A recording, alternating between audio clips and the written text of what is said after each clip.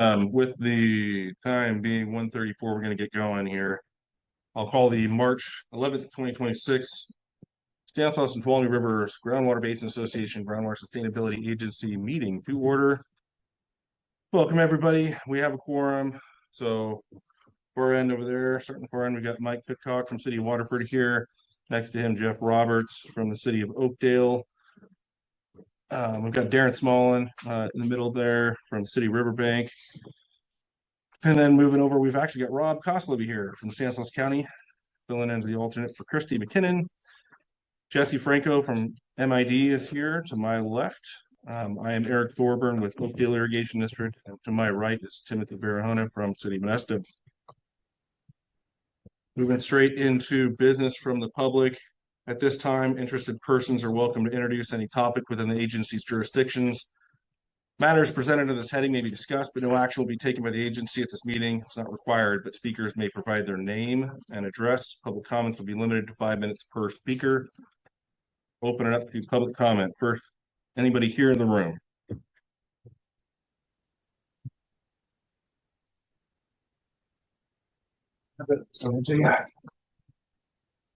Thank you. It's already out.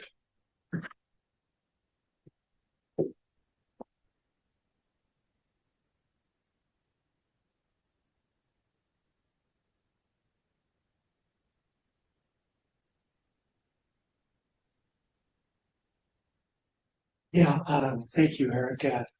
Bill Lyons makes financial farming and ranching for over 100 years. And at the point, also diversified our business to a number of commercial centers, Modesto, Oakdale, Riverbank, with tenants who range from mom and pop stores to national firms. Many of you know I've served as a MID director for 9 years. Was the state of California's Ag Secretary for 5 years, was a senior advisor to Governor Newsom on ag and water. I was heavily involved in SGMA activities along the North Coast, South Valley. I have some observations, and I would like to define them kind of as the good, the bad, and the ugly. Start with the good. I want to really congratulate the board for achieving a 7-0 vote on your well mitigation and initial management actions. I want to shout out OID and MID for providing in the range of 70,000 acre feet of water for sale to the non-districtees. A huge pat on the back to OID for transferring credits to the non-districtees to help them get through this critical period of time. MIDs also made some commitments to reducing their deep water well pumping. The city of Modesto and its residents for a long-term commitment of millions of dollars for a domestic water system, replacing deep water pumping. The cities in general have committed to conservation using recycled waters.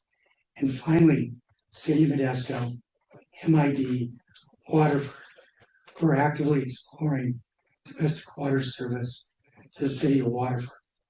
All good observations.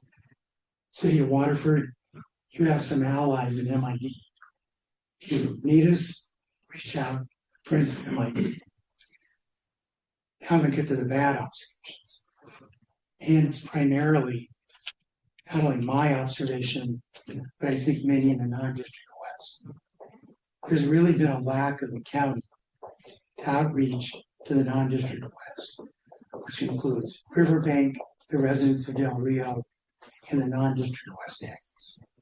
It appears the county is tipping the scale towards the non-district East. Based on the January 21st letter from the county, which I provided to you,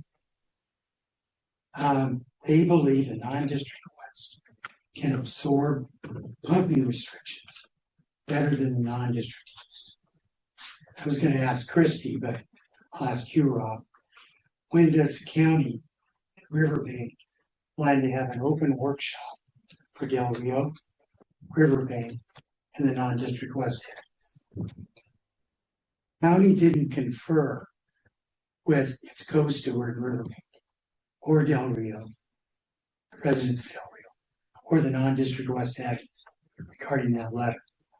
That was confirmed by an additional letter in your packet, February 10th, from the city of Riverbank, and the March 3rd letter from Allie Stevenson. In my opinion, the county's outreach and transparency has been poor at best. Rob, I hope that changes. Now a little bit of the ugly. I've observed how John Doherty and Alexander Doherty, representing the Stanislaus East Mutual Water Company, challenged the STRGBA board and its consultants for not working with them or meeting with them. It was very enlightening to see the chair of STRGBA correct them and inform them that STRGBA had met with the consultants and had reviewed their material. I have observed Alexandria Doherty as the proclaimed president of the Stanislaus East Mutual Water District, put the needs of the city of Riverbank, 25,000 residents, hundreds of businesses in Riverbank, and the residents of Del Rio, non-district Aggies, below the interests of her half dozen landowners. I observed the county pushing an agenda of a separate and distinct report to analyze the STRGBA report that's been approved by 7 member agencies. Why? Who requested that report? The non-district West didn't request it, whether it was the Aggies, Riverbank, or Del Rio. What is the cost of this report? I urge STRGBA members to be cautious with the county as they appear to be working for the non-district East over the 3 other management areas. So just be cautious. Thank you. Perfect timing. 6 seconds left to spare. It's good. 6 seconds left to spare. Thank you very much for your comment. Hi, Wrangler Wheeler, farmer in West Vesto. First, I'd like to follow up and say, man, thank you, Bill. That would be a really good idea. I would love to see Stanislaus County openly host a workshop because I feel like a lot of not only growers but residents that are represented by Stanislaus County as the steward of the non-district West and non-district East feel very left in the dark and kind of are trying their best to follow along. And I'd like to see a little better outreach, and I think a workshop or multiple open workshops would be a really great opportunity for a lot of your residents and a lot of the agencies that you represent to come together and have some very good clarification on where the county is going to move forward. I also do want to continue and thank MID and OID again for your guys' above and beyond effort on creating such amazing programs to offer surface water to farmers who at one point had no access to surface water. You guys not only did it in a timely manner, you guys did it in a very professional and fair manner.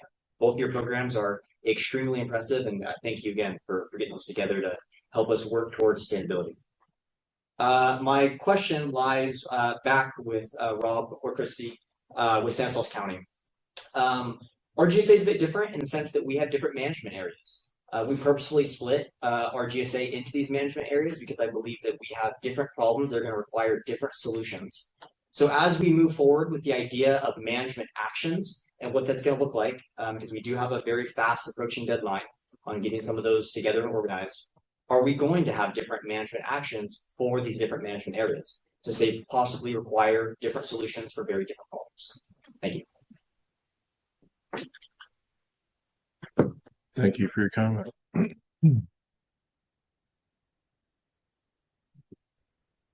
Anyone else in the room?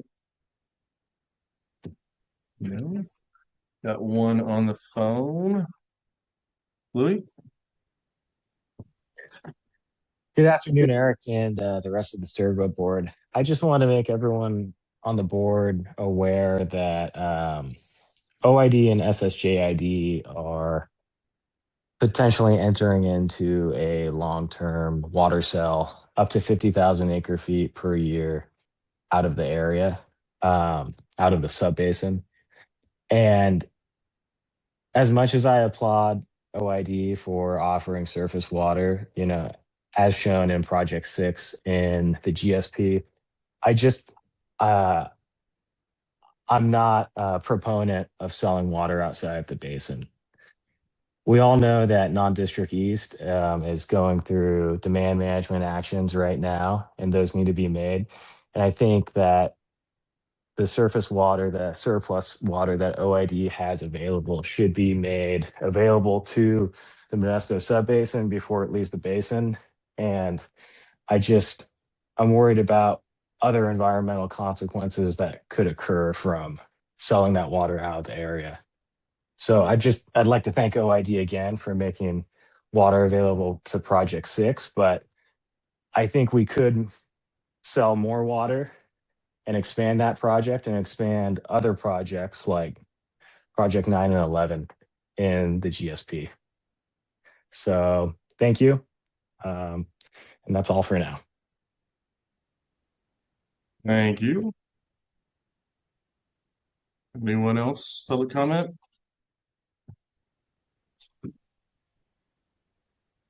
All right.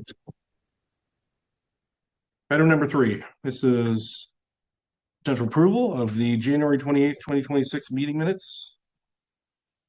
Assuming the member agencies have had a chance to review the minutes, I'll entertain a motion for going out to public comment. Move to approve one. One second.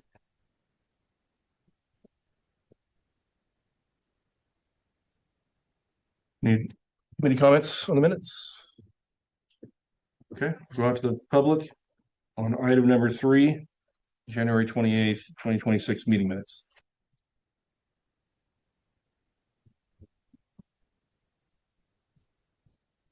Seeing none, hearing none, move it back to the board to the committee for a vote. All those in favor signify by saying aye. Aye. Any opposed? Motion carries. Thank you. Item number 4, elect a 2026 STRGBA GSA chairman and vice chairman.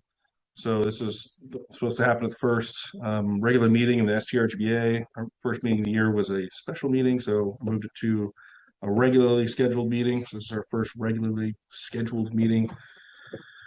I'll entertain some discussion and ultimately a motion before going out to public comment. I guess all I'll say is I think you've done a great job there. I think your continued leadership on this board will be good. And from my perspective, City Modesto or MID, you guys are the bigger people in the room, so one of you want to be vice, that'd be great. But obviously, Oakdale, Riverbank, and County could also participate. But I personally think you do a great job at the chair, so Thank you. I'd like to see that continue.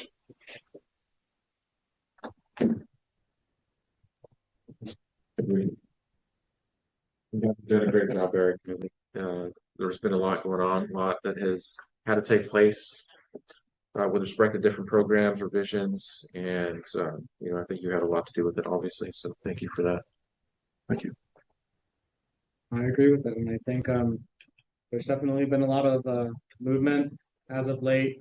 Things are moving along, and a lot of hard decisions are being made. And I think, in general, on behalf of the board, you've taken a lot of the heat very professionally, and I think you've always conducted yourself very professionally, dealing with members of the public, who are ultimately here just trying to, voice their concerns. And I would be all for you continuing if that's something you're interested in.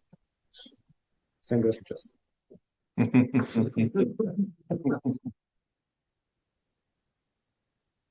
Anyone else? I'll make a motion, anyone? Either way. To approve, Eric, as the president. Nomination for me. Chairman, sir. What about the vice? What's your motion for the vice? I would move that Jesse continue as the vice chair. are these appointments every year? Annually. Yep. And there's no time, like, let's say Jesse wasn't able to keep doing his duties, We could- elect someone new into. We could. Typically, the vice would step in, Well, and would you then do us a favor then? And if it gets to be too much, because you can't be the only two having to handle that, say something. Yeah. I would love to step up right now myself, but I'm not sure if how long I'll be in the chair for right now anyways. We'll have to, as soon as I know more, then I'll be happy to take my share of the load whenever I have to. all right. So, Jeff, we've got a motion for me as the chair and the vice, and I'll take you as the second. Is that okay, Mike? Yep. Okay. Any other committee comments or discussion? Keep up the good work. Thank you. All right, we'll open it up to the public on number 4 with the motion of keeping me as chair and Jesse as vice. It's really OID and MID. Yeah. Public comment. All right, that's great. Bring it back to our vote. All those in favor signify by saying aye. Aye. Any opposed? Did you vote on that? I shouldn't. I'll abstain. Abstain. So three votes, 3 yeses. Thank you. Actually, I think it's 4. Sorry, 4. Work my math here. Okay, great.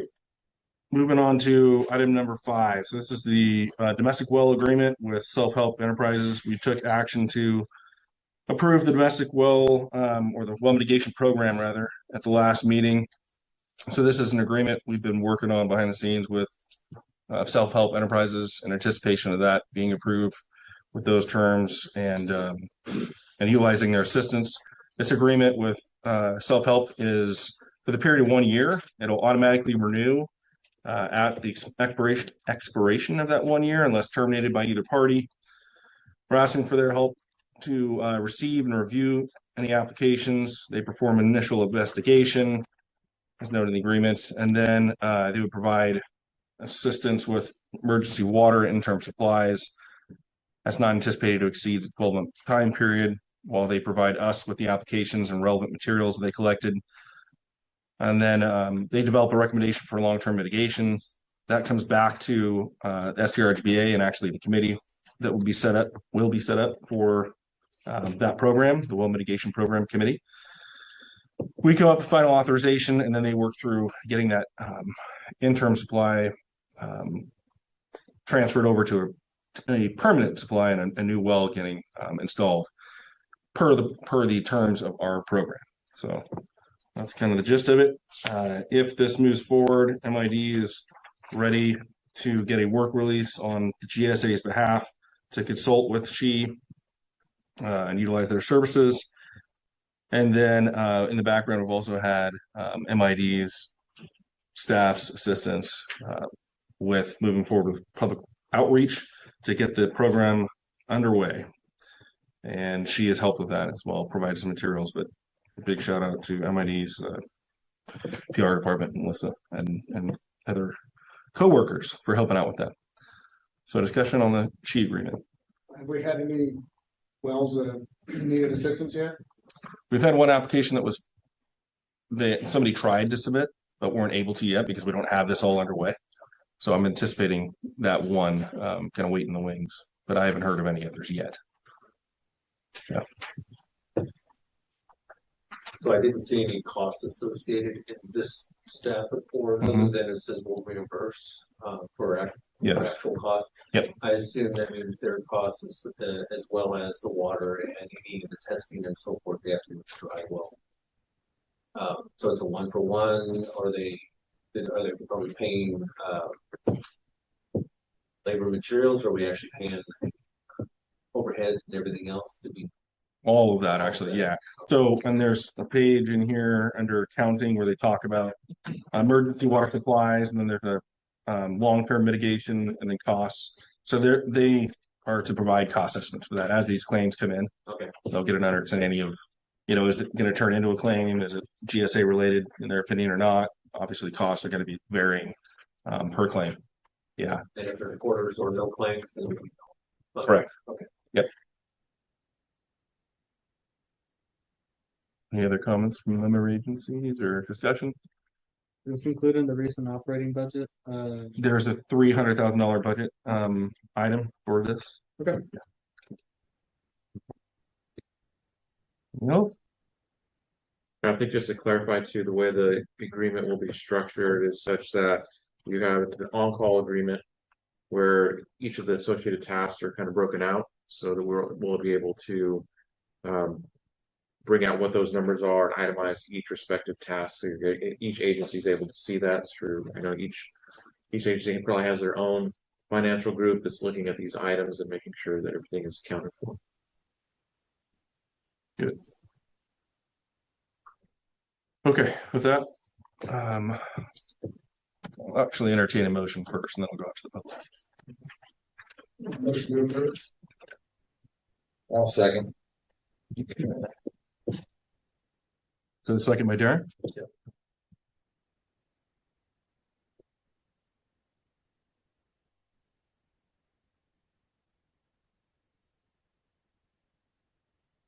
Motion by Jeff? You made the motion? Yes. Okay, thank you.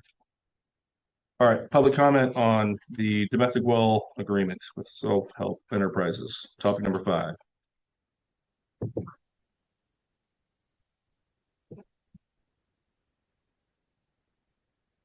Wow. Okay. Seeing none, hearing none, we'll bring it back to the committee for a vote. All those in favor, signify by saying aye. Aye. Any opposed? Motion carries. Thank you.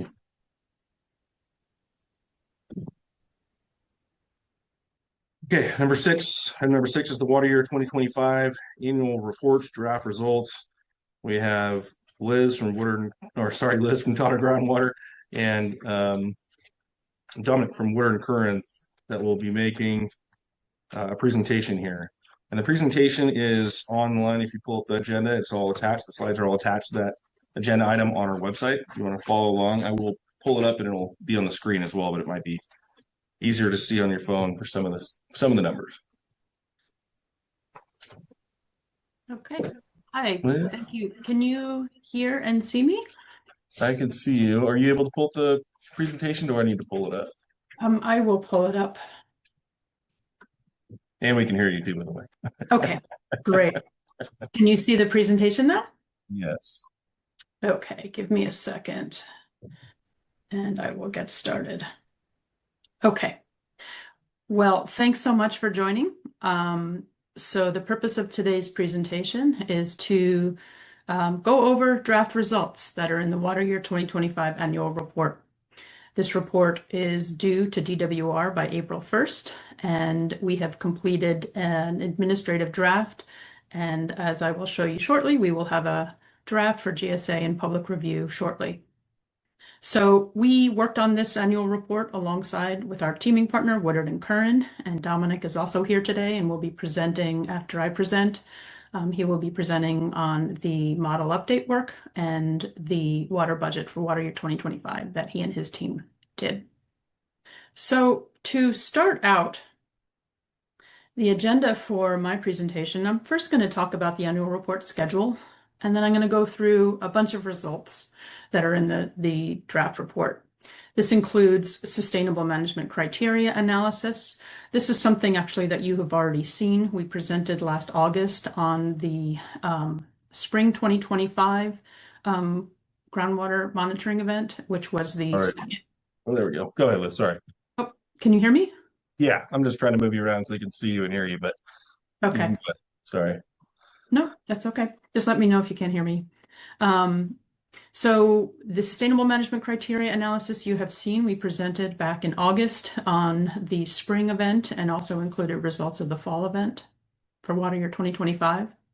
But I'll show that to you again. Wanted to talk about reported dry wells, go over the groundwater elevation contour maps that we developed for the annual report, discuss both the water quality and subsidence analyses that are in the report, and end with implementation progress. And then I will hand it off to Dominic to discuss the model update and the water budget. So to start with, I wanted to give you a sense of the schedule. So the schedule is shown in kind of broken down into two categories on the left-hand side, and obviously the calendar for February, March on the right. So it's broken into different deadlines for the report as well as the meetings that we have had and will have. So like I said, we have provided an administrative draft of this report to the TAC, and we'll be providing a draft for GSA and public review by the end of this week. Comments on this draft will be due next Wednesday, the 18th, and then we will incorporate comments into a final report due on March 24th. The meetings that we have left are a TAC Planning Committee meeting on March 23rd, followed by a GSA meeting in 2 weeks from now. And at this meeting 2 weeks from now, we will approve the final report. And after we approve that final report, the report will be submitted to DWR before April 1st.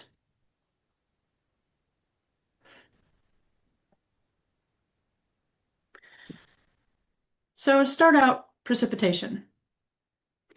So this chart shows annual precipitation from the MID weather station in Modesto, California, from water year 1990 through 2025. In water year 2025, we got about 7.8 inches according to this station.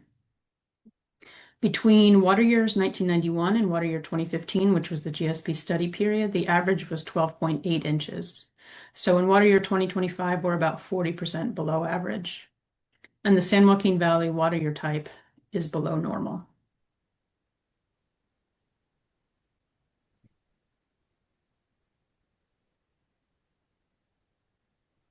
Sorry, let me just get rid of that. Okay. Definition of undesirable results. So now I'm going to go through the sustainable management criteria analysis for water year 2025. You have seen this before, but just wanted to remind you that for chronic lowering of groundwater levels, an undesirable result will occur when at least 33% of the representative monitoring wells exceed the MT for principal aquifer in 3 consecutive fall monitoring events. So if we exceed that threshold in one monitoring event, one fall monitoring event, that is not undesirable results. It's 3 consecutive fall monitoring events. For interconnected surface water, an undesirable result, will occur on one of the rivers when between 33 to 50% of the representative monitoring wells for that river exceed the MT in 3 consecutive fall events. It's 33% on the Stanislaus and Tuolumne rivers and 50% on the San Joaquin River. So here are the results for water year 2025. So there were 2 monitoring events, one in the fall of 2024, one in the spring of 2025. And I'm showing you the percentage of minimum threshold exceedances during both events. On the left is for chronic lowering of water levels, on the right, interconnected surface water. Starting with chronic lowering of water levels, I've divided this table into each of the principal aquifers.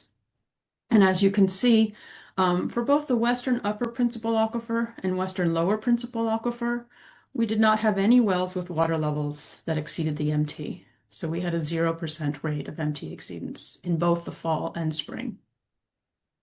In the eastern principal aquifer, we had 27% of the wells exceed the MT in both events.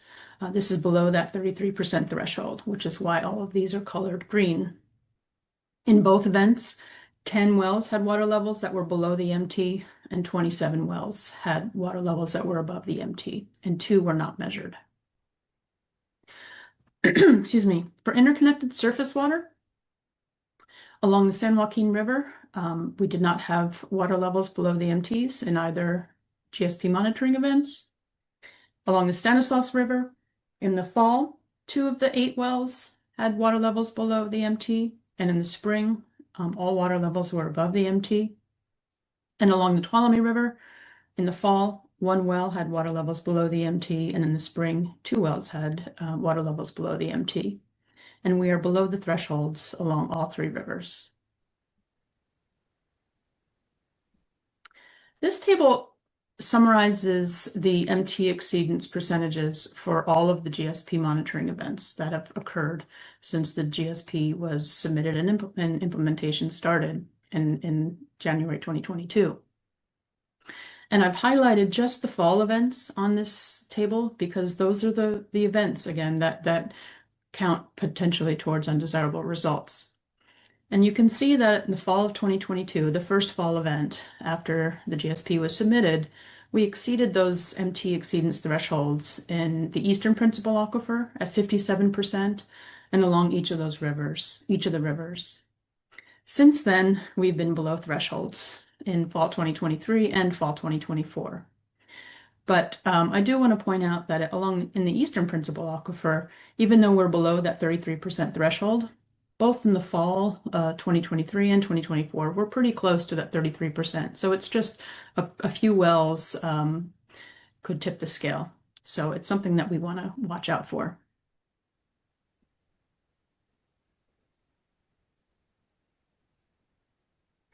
So this is a map showing the reported dry wells during water year 2025. And yes, it's blank because there were no reports of dry wells in the subbasin during water year 2025. And this is based on data from DWR's dry well reporting system. The same is true for water year 2024. There were no reports of dry wells. The last reported dry wells was during water year 2023. So that's good news.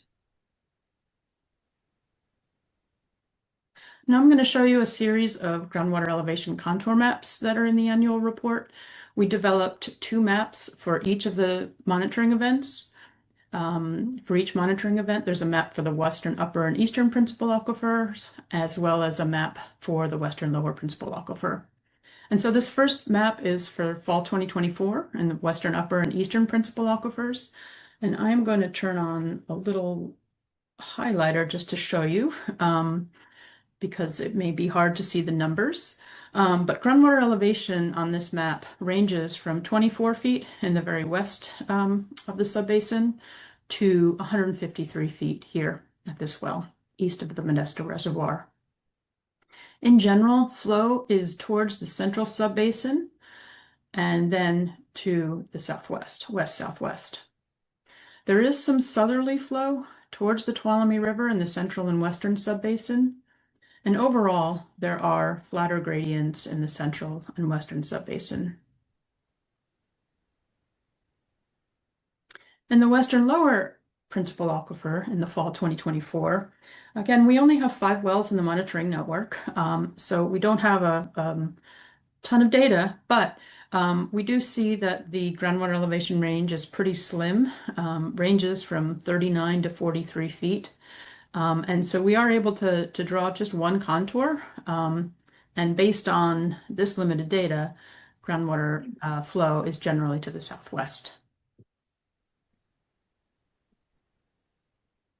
Moving on to the spring of 2025. In the Western Upper and Eastern Principal Aquifers, we see a very similar flow pattern as fall 2024. Elevations range again from about 24 feet to 153 feet. So the fall event, the purpose of the fall event is to measure water levels after the irrigation season has ended. And in theory, it's capturing the low water levels of the year. Whereas the spring event, the purpose is to measure water levels before irrigation season begins, and to capture the high water levels. And so on average, across the subbasin, we see an increase in groundwater elevations from fall to spring on average of about 1.2 feet. The highest increases that we have seen occur within the city of Modesto and in the eastern subbasin.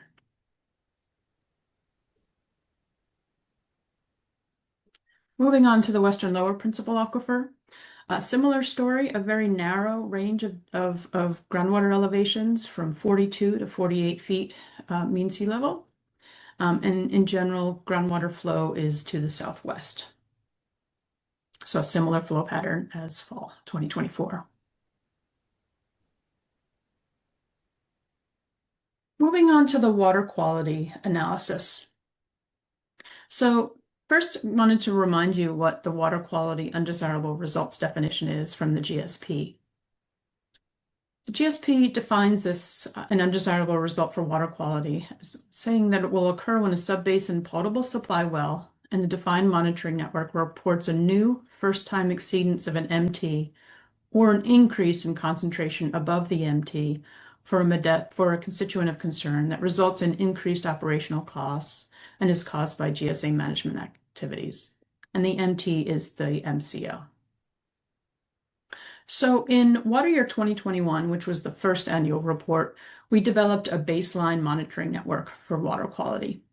This included 361 wells that were sampled for at least one of the 7 constituents of concern, which are arsenic, nitrate, uranium, TDS, 123 TCP, PCP, PCE, and DBCP. When we established the baseline, we identified the maximum concentration from water year 1991 to water year 2021, 91 being the beginning of the GSP study period.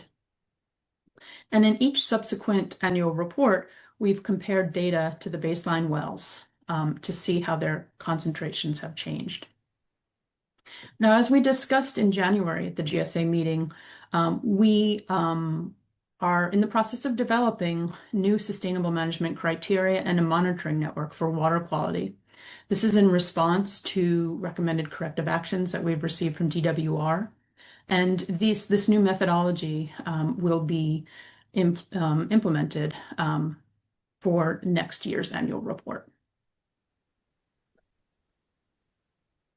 So jumping into the water quality analysis, for water year 2025, as in past years, we've downloaded data from the GAMMA database, GeoTracker. This is all publicly available data. We compared the data during water year 2025 to the historical maximum between water years 1991 and 2024 to see if there are any new MCL exceedances or increases above the MCLs. If there were either of those things in potable supply wells, we looked at those wells to determine if the increased concentrations could potentially be related to GSA management. And in the annual report, you'll find that there are 7 maps, one for each constituent, showing the wells with data during water year 2025. So this is a map of the monitoring network for water year 2025. And you can see the dots are colored different colors. The blue dots are wells that had data in the Eastern Principal Aquifer during water year 2025.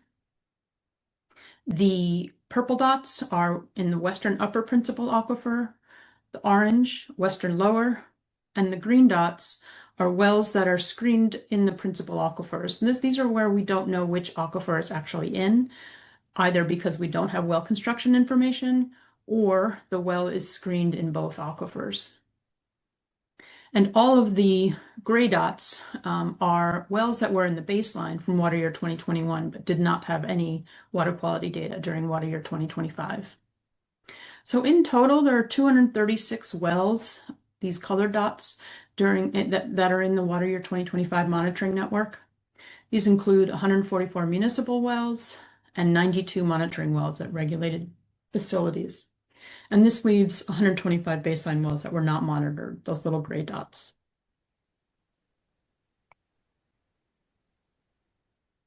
So in summary, we found that there were 12 potable supply wells that had first-time MCL exceedances or increases above the MCLs. And these occurred for 3 different constituents of concern: nitrate, PCE, and 123 TCP. Nitrate had 9 wells, 5 with first time above MCL and 4 with further increases above the MCL. PCE, there was 1 well that had further increases above the MCL, and 123 TCP had 2. There were 2 wells with further increases above the MCL. We looked at each of these potable supply wells closely, and we do not believe that the contaminant increases appear to be due to GSA management, but we'll continue to keep a close eye. And so what did we look at to determine that? We looked at whether or not water levels were below the MT nearby. We looked at whether concentrations in those wells have been rising since before implementation began. We looked at how water level trends compared to groundwater quality trends, and we also looked at contamination mechanisms. So let's look a little bit closer at nitrate. So this is the map in the annual report for nitrate. And you can see there are 3 panels here. The upper left is showing the wells that were sampled for nitrate in the western upper and eastern principal aquifers. The upper right is wells in the western lower principal aquifer, and the lower left is in the wells in the western principal aquifers. So in water year 2025, nitrate was measured in 173 wells. 5 potable supply wells reported first-time MCL exceedances. These are shown as the red dots. 4 potable supply wells reported further MCL exceedances. These are the orange dots. The yellow dots are wells with concentrations that were above the MCL that were either equal to or below the historical maximum. The green are wells that had detections of nitrate but were equal to or below the MCL. And the black dots are wells with nitrate concentrations that were not detected. So let's jump in and take a look at a couple areas in the subbasin where we've had some red and green dots in water year 2025. And the first is an industrial well at a nut farm processing plant just west of Waterford. So on the left shows you this where the well is, and on the right-hand side you can see the nitrate concentrations through time, as well as a hydrograph from one of the representative monitoring wells that's not too far away from this well. So you can see that at the nearby representative monitoring well, Blossom, groundwater levels have been below the MT since about 2021. But nitrate began increasing before GSP implementation began. So it does not appear that this is due to GSA management. It could be from historical loading that is slowly making its way into the water table. The next example is just on the northern side of the city of Modesto, within the eastern principal aquifer. And there are 3 wells in this vicinity that are orange or red, meaning first-time MCL exceedance or further increase above the MCL. Similar to the other example, water levels nearby at one of the representative monitoring wells in the network, Bangs Ave 243, has been below the MT for a while. But concentrations began increasing pre-GSP implementation. So it doesn't seem to be correlated directly with GSA management, and again, could be a result of historical loading of nitrate.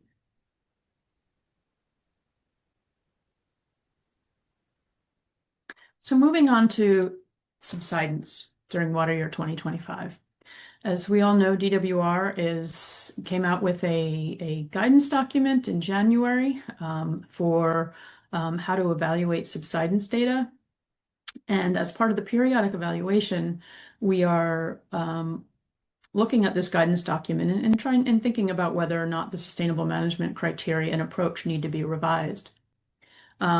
But the take-home message and the good news is that subsidence continues to not be a significant problem, not to be much of a problem at all in the Modesto subbasin.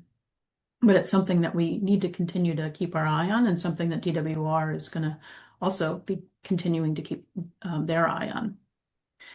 In water year 2025, we looked at DWR's INSAR data, and this is a map showing that data. And what this map shows is that vertical ground displacement indicates ground surface decline as much as 0.05 feet, which is this kind of yellowish orange color, which is 0.6 inches throughout most of the subbasin. Now, the margin of error, the error bar for INSAR is 0.8 inches. So this color is within that margin of error. There is a localized area, a little circle in the very eastern subbasin that indicates a decline as much as 0.1 feet, which is 1.2 inches, which is not much and just beyond the error bar. So overall, pretty stable and not showing significant subsidence in water year 2025. We also looked at cumulative data. So this map shows INSAR data from June 2015 to September 2025, about a 10-year span. And what this shows is the gray actually is vertical displacement up. So a rise in ground surface elevation, whereas that same kind of yellowish orange color that we saw a lot of on the last map, showing a slight decrease. But both of these colors, again, are within that margin of error. There are areas in the western subbasin and north of Modesto Reservoir that show cumulative vertical ground displacement between 0.6 and 1.2 inches and as much as 1.8 inches. This is downward displacement.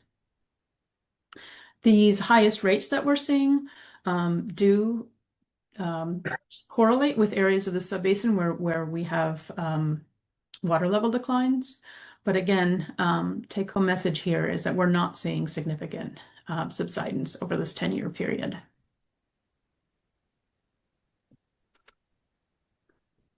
Well, let me back up one slide.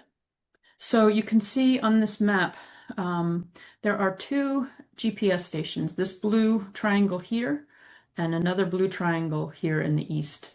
And these are GPS stations that continually measure ground surface elevation. And so we also took a close look at that data for water year 2025. And this first chart that I'm showing you is for the GPS station in the western subbasin within the Corcoran Clay extent near the Tuolumne River. And what this shows is overall, there's some small downward displacement over time. This chart shows data from 2006 to 2025, so almost a 20-year period. During water year 2025, there's a net vertical displacement downward of 0.1 inches, very, very, very small. Between October 2006 and September 2025, there's a net vertical displacement of 0.7 inches, so very little. But you can see that the pattern of data shows a hydrologic seasonal signal and a slow downward trend.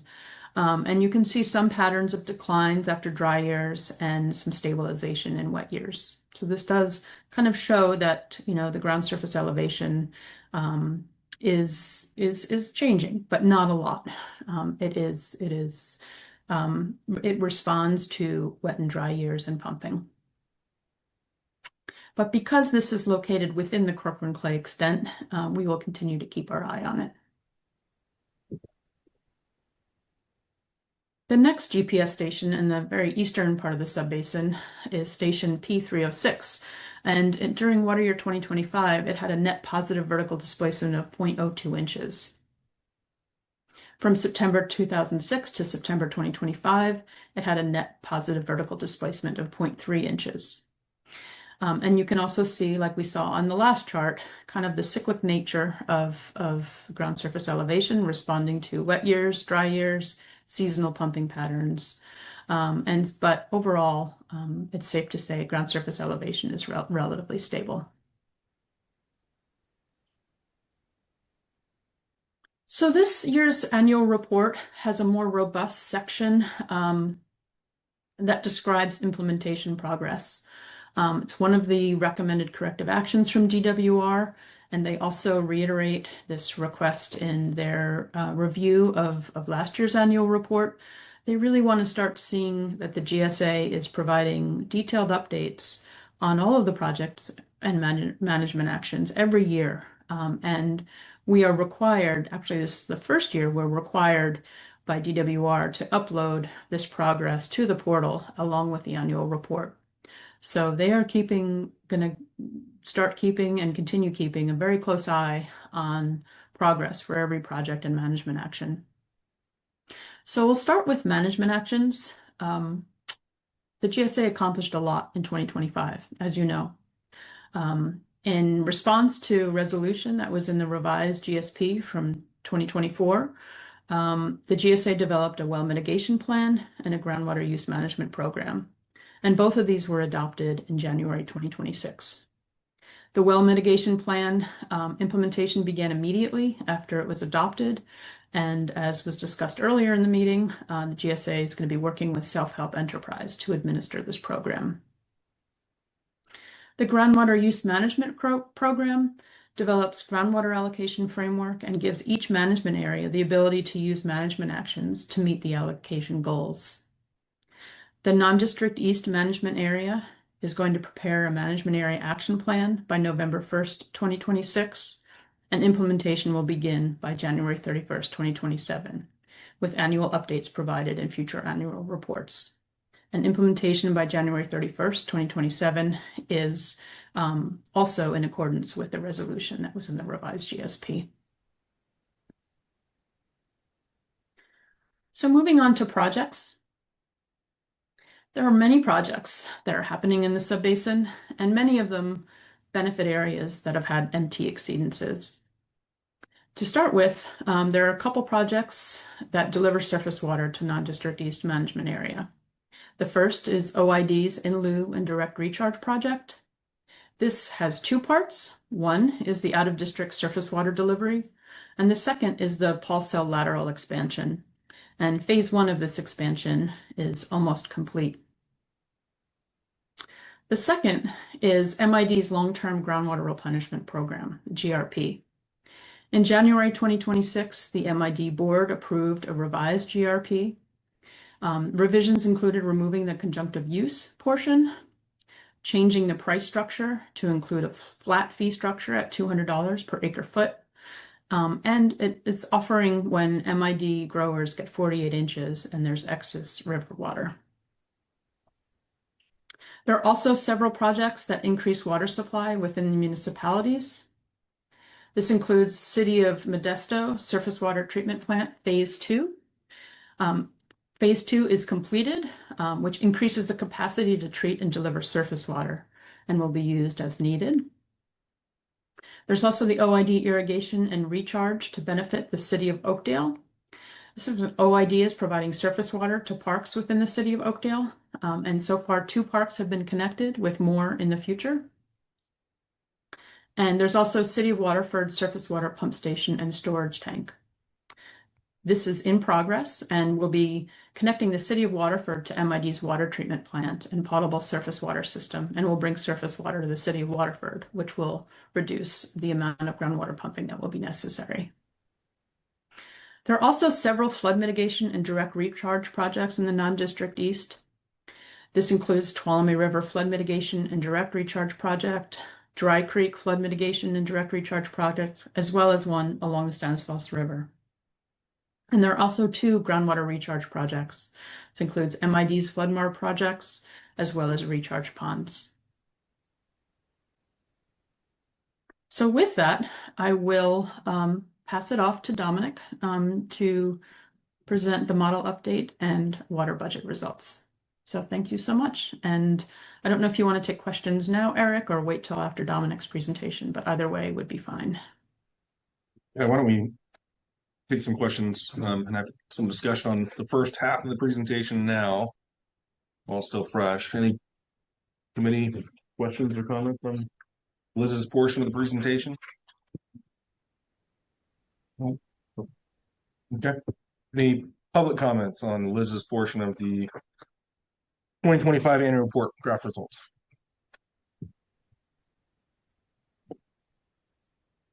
Thank you, Liz, for the report. I was just curious, on the flood mitigation recharge projects, 79.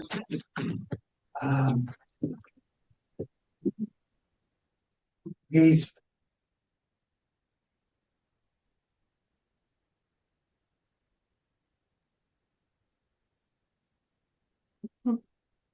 Were you able to hear that, Liz? No, the volume cut out. I couldn't hear anything. I'm sorry, I missed a Still little. on, see the 30 green seconds. light still on the right on the top. that mic itself.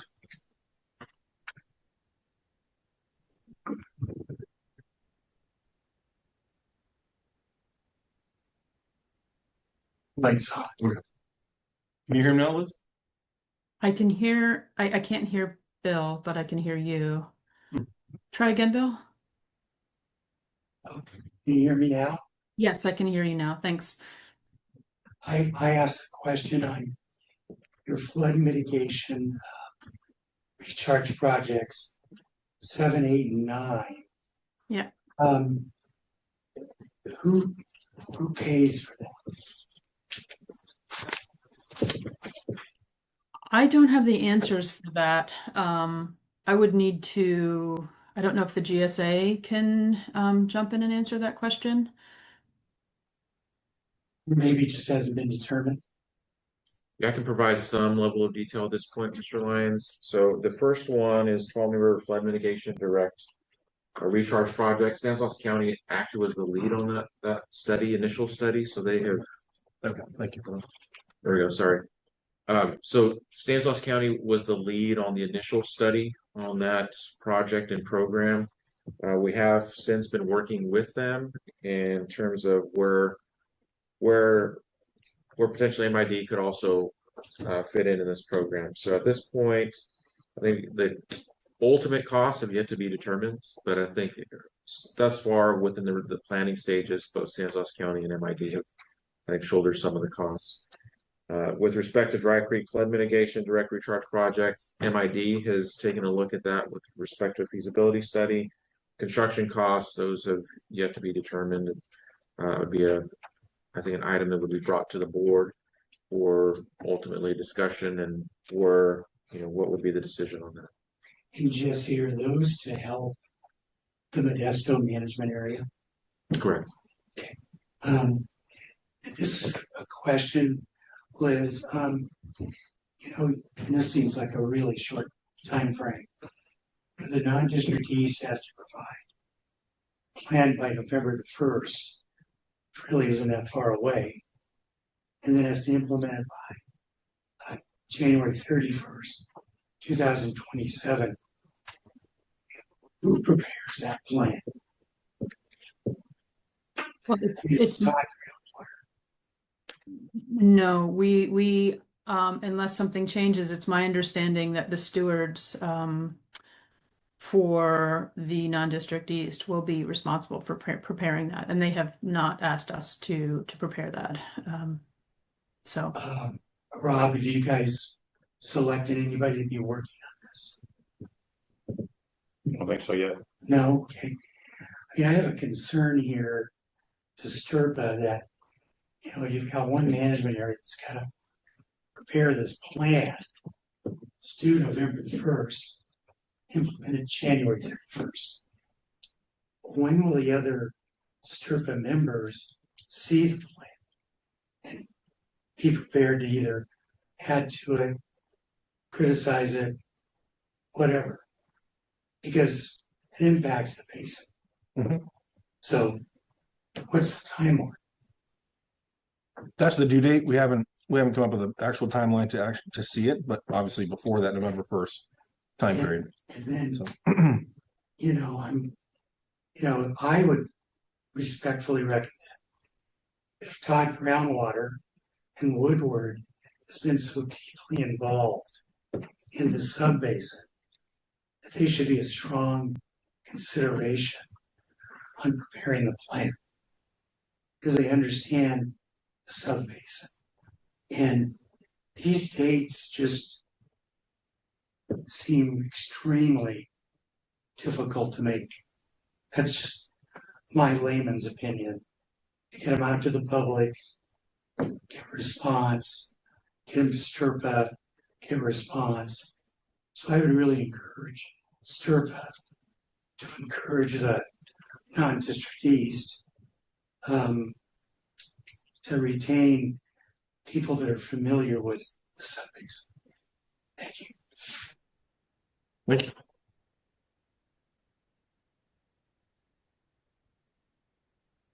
Rob, I'm assuming the intent is to go out to bid for that, correct? Do you have any loose timeline on when you guys are thinking of starting that process? We're just wrapping up the final parts of what we need to do to get onto bid. And our timeline is to hopefully have consultants selected. We have to go through our procurement process. And we're looking at hopefully the end of May. Okay. And then you guys are going to have to follow, like standard fair bid processes and stuff. So point well taken. Tom's been very well involved. But everybody gets an equal opportunity to solicit for those services. So that's proposal will be chosen. Yeah, that's good. Any other public comment? Have the spring monitoring event, has that been completed? We just collected. 2026. We just collected it like last week, essentially. The first week in March we did.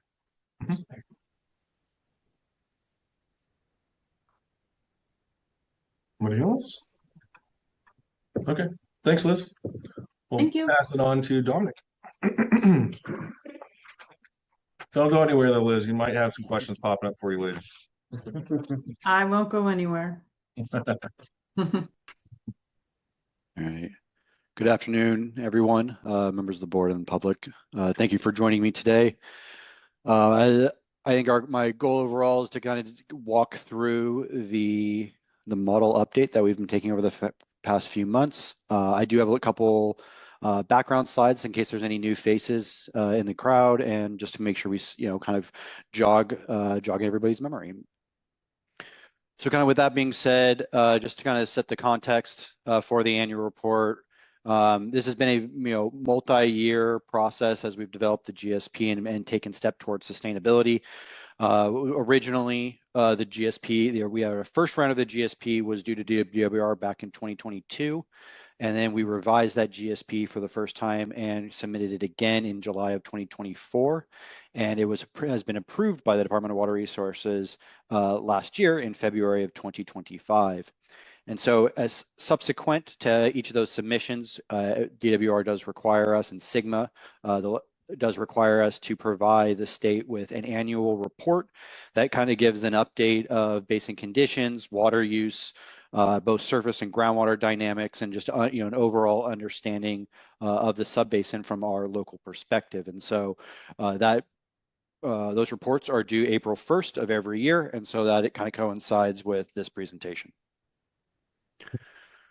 So overall, just kind of for anybody who is new, in general, a model update includes a compilation of a lot of things. We pull a lot of information, both from public sources as well as each of the agencies within the subbasin. We work with the GSA members to better understand the conditions and operations of the 2025 water year.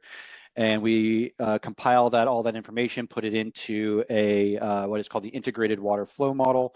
We update that model, and then as we look at results, which is what I'm going to present to you today, is we'll walk through a couple groundwater budgets, look at hydrographs, and changes in storage maps. So effectively, I'm hoping to present to you a lot of the information that will be ultimately presented to the state, and so that way we can all kind of have a good understanding. So overall, the goal as far as the model update goes, again, Liz did a great job presenting the remainder of the annual report, but as far as the model update itself, we really have kind of these three main goals that are regulatorily required by the state to include in our annual report. First and foremost is a water budget, both a water use budget, an operational budget, and then our groundwater budget, and those will all be reported to the state. In addition to that, we also need to provide maps and basically be able to provide a kind of a spatial estimate of where there is groundwater pumping and our change in storage by principal aquifer. And so those are kind of our three main goals, and we'll cover those kind of towards the tail end of this.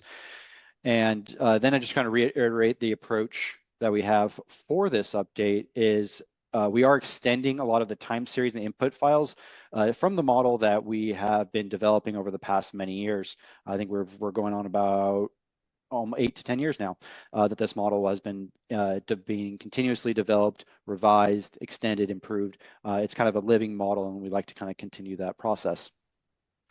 As part of this project, we do a validation of the model. So what I mean by that is that we take a lot of the data sets that we're able to collect, both from agencies and from public sources, and we want to make sure that when we look at things like how do we compare against observed data, whether that is looking at stream flow, groundwater level hydrographs, remote sensing of evapotranspiration, we do like to validate our model. But the last item here that I will make sure I want to point out is that we do not make any fundamental changes to the model structure, parameters. This is not a recalibration. It is simply an extension of the previous model at this time. For anyone curious, we are going to go into the periodic evaluation and 5-year update here in the next few months, at which point, as part of that effort, there will be a much more detailed evaluation and refinement of the model. But at least for expectations, today is simply an extension through water year 2025. Okay, so getting into some of the actual details of this model update, as I said, we pull data from a variety of different sources, including state databases, federal databases, and some just publicly available, often research institutions. And so you can kind of see that list here as far as each of the major items. There is a wide variety of data, but I'll go through each one of these one by one for you. In addition to the publicly available data, we also look at local information from both our agricultural and municipal agencies. And so we work with all of the agencies listed here on the bottom. We pull or we request data from them, both from MID, OID, and then Modesto, Oakdale, Riverbank, and Waterford. We want to make sure we have a collaborative nature in this subbasin, and so we pull all kinds of data related to both agricultural and urban operations here, and so principally related to surface groundwater use and water demand, and kind of make sure that we can understand the balance of all those things.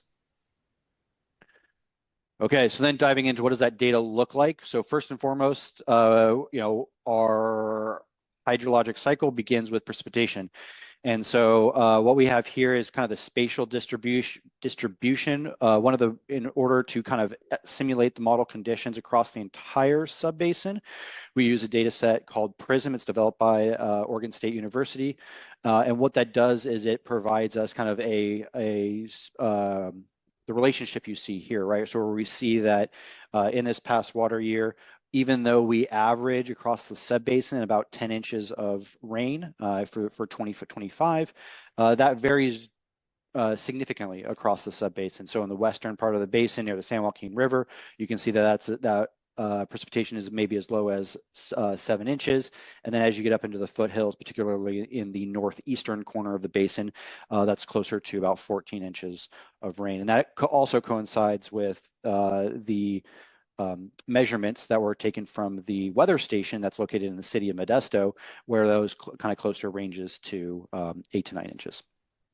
So on average, one of the things that we can see here is that even though that in 2025 we have about 10 inches of rain across the subbasin, we are what is considered a below normal water year. And so certainly compare that just to this 10-year floating average that I have here.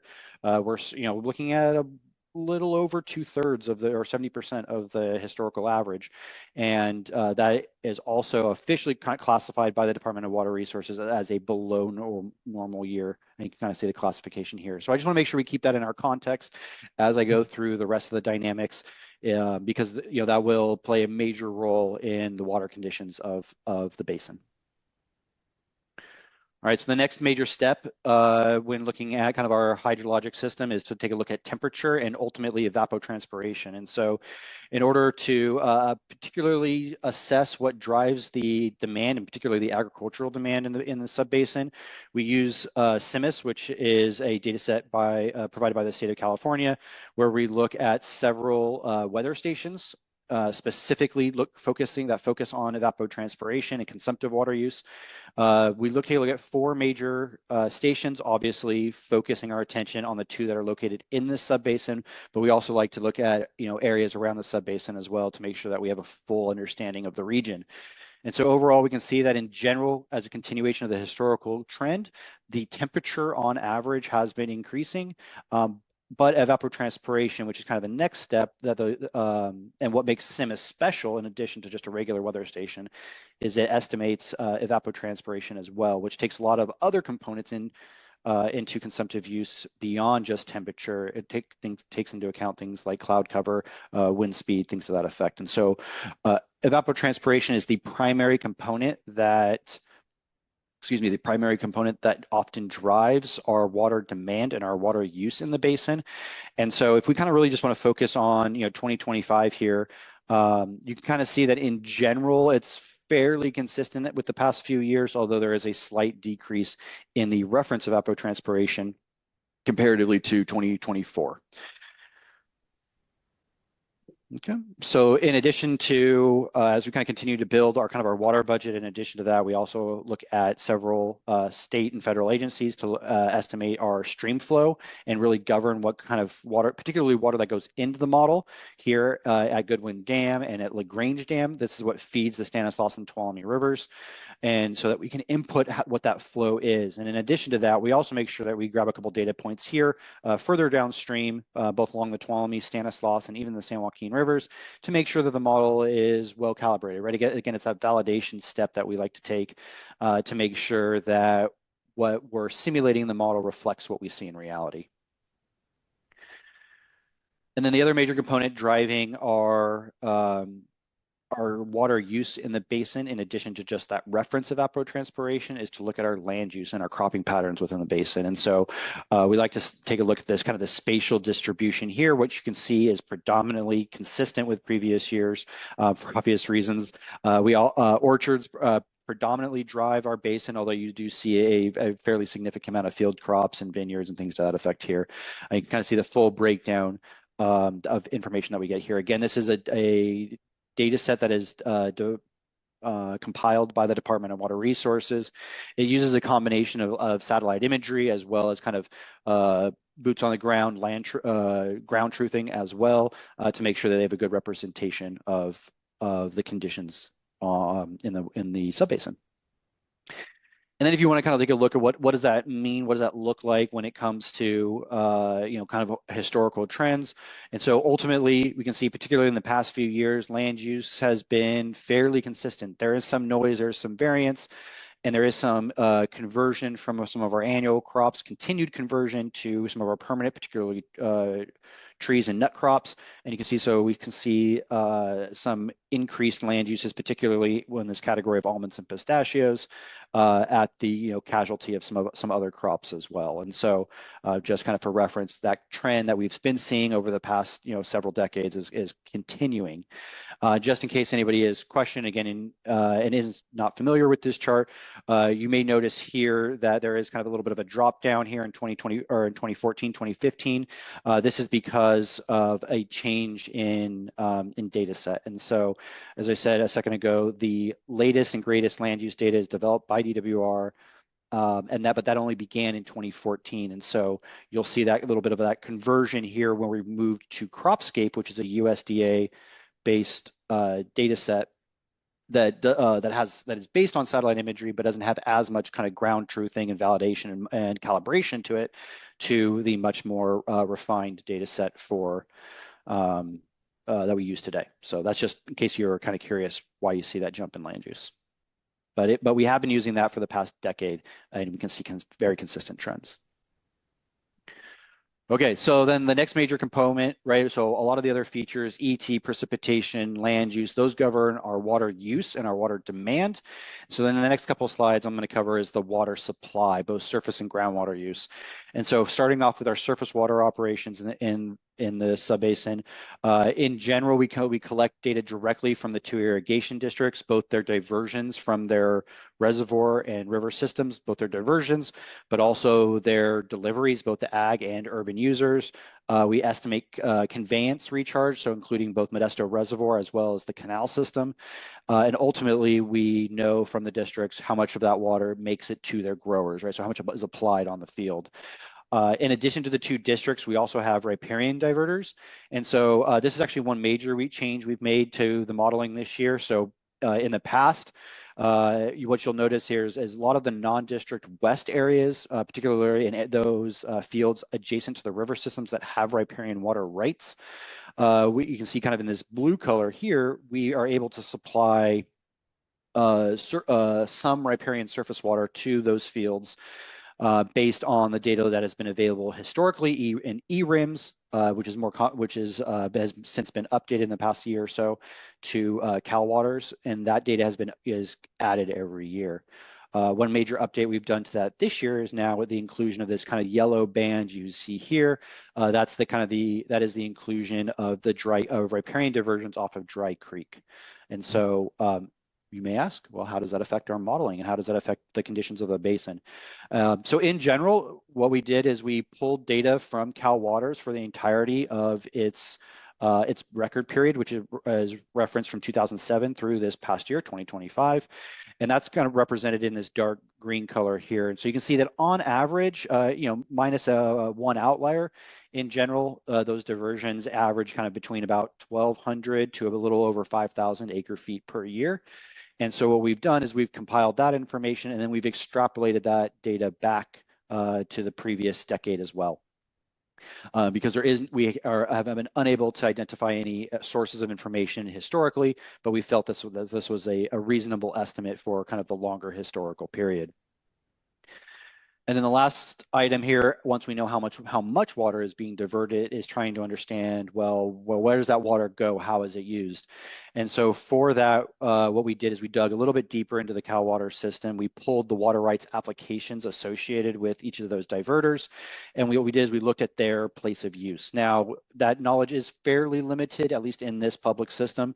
And so, but what their water rights application that the state board records is effectively their address, basically from the public land survey system, which is effectively their location based on their section, township, and range. And so what you kind of see here in the bottom right is that we've identified that address for the top 10 of the 30 or so users.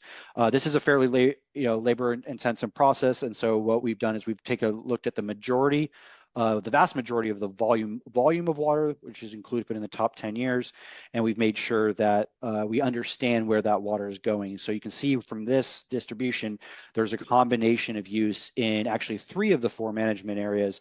We see water being diverted and used in both the non-district east, Oakdale Irrigation District, and the Modesto management area as well. So we see a little bit of water being diverted to each of those areas. So, but for the greater context, when we want to take a look at the total surface water operations within the basin and how they affect our overall water budget, what we have here is a breakdown of all the water that is diverted off one of those rivers, or one of those stream systems.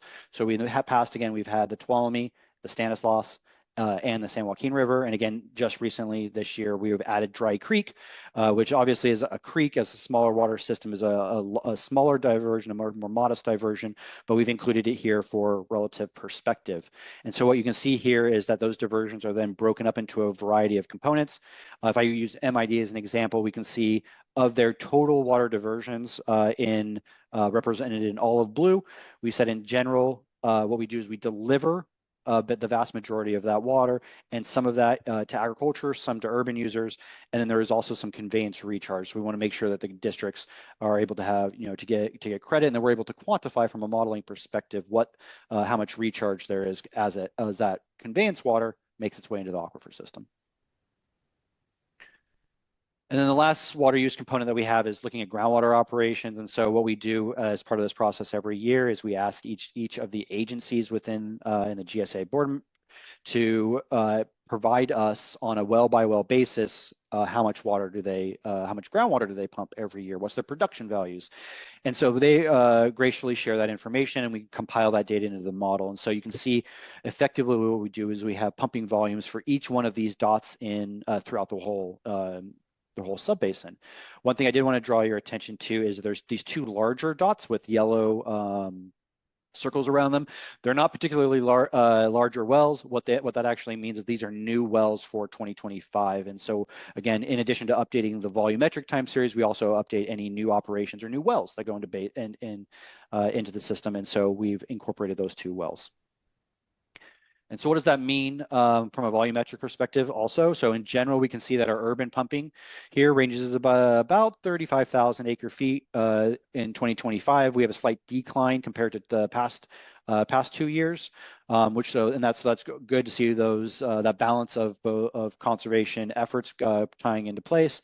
And then on the agricultural pumping side, we have MID represented in the 2 green colors here and OID represented in the purple. And then also one extension of this from last year's is that we want to make sure we wanted to split this up. We understood as part of the GWMP that there is a large amount of drainage pumping in the western parts of the basin, particularly operated by MID. And so what we did is we compiled that information as well. And so we were able to kind of separate out the 2 different types of pumping water that's used specifically to supplement supply versus water levels to control drainage and water levels in the groundwater system. And so you'll see a little bit of a spike here in 2025 from MID's drainage pumping. But again, that's focused more on water level control than it is as a supply usage. Okay.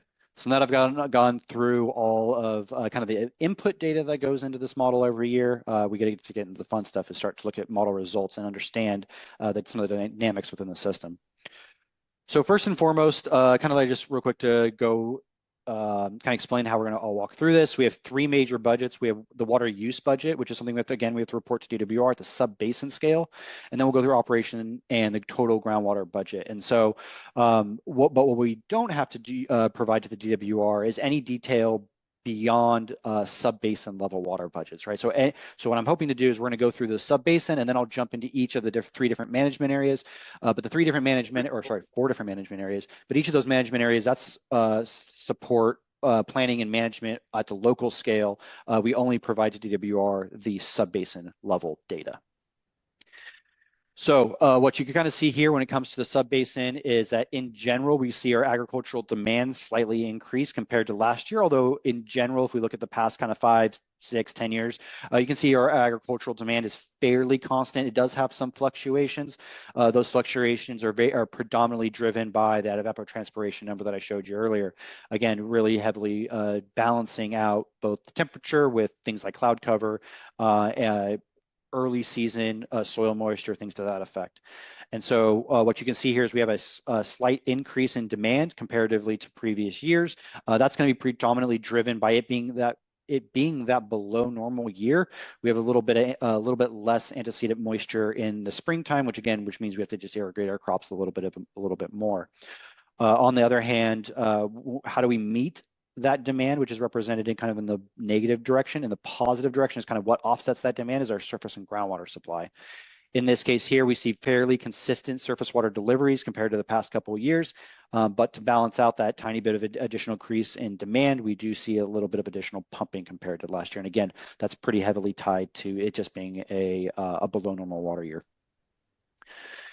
And then similar to pumping that I showed related to our urban demand on the other side. Again, we have a tendency to balance a combination of population growth in the region with our conservation efforts. And so in general, we see a fairly consistent demand from our urban users. Again, this is the combination of both municipal and rural users. And so this in difference to the previous slide, this one actually includes the de minimis water users throughout the rural areas of the subbasin as well. And you can see that distributes similarly to the ag. You can see the distribution of surface water to the city of Modesto being balanced with the total groundwater use throughout the subbasin. So then if we want to kind of break that down a little bit for each of the different management areas, again, the Modesto, specifically looking at the Modesto management area, you can see kind of a very similar trend, right? A combination increase in demand, a balance between some groundwater use, some surface water use, fairly consistent with the historical periods. Similarly with the urban use, given that the Modesto management area is the one that includes the city of Modesto, which is the only surface water user in the subbasin, that's where you'll see their demand being offset some with surface water, but by about 60% of it with groundwater. So then as we move over to Oakdale, again, Oakdale's water use dynamics are a little bit different than the Modesto management areas. Oakdale meets the vast majority of its demand with surface water, but we do still see some residual pumping throughout the management area. And the urban users within the Oakdale management area are entirely on groundwater. When it comes to the non-district west, we kind of can see a similar distribution here. Principally, again, a little bit of increase in demand compared to previous years, but a lot of their non-district users have riparian water rights, so they have access to a lot of surface water to offset that demand. There is some pumping in an agricultural perspective, but again, this is about a 50-50 split between surface water and groundwater use. And then in the non-district, similar to the Oakdale management area, are rural users and riverbank, both in the non-district west, are entirely on groundwater. So that's how they meet their demand. And then the non-district east being, even though this past year, again, we incorporated the riparian diversions off of Dry Creek to the non-district east.